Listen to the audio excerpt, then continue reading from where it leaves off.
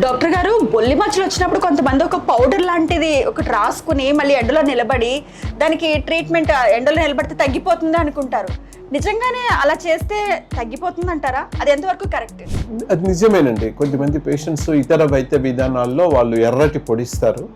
So అది రాసుకొని వాళ్ళకు ఎండకి ఎక్స్పోజ్ చేస్తారు. సో ఎండకి ఎక్స్పోజ్ చేయడం వల్ల అక్కడ బబుల్స్ వచ్చి పుళ్ళు పడి చాలా బాధపడతారు. సో ఒళ్ళంతా దురదలు కూడా వస్తాయి. సో అంత బాధ పెట్టే భయంకరమైన ట్రీట్మెంట్ ఇప్పుడు అక్కర్లేదండి.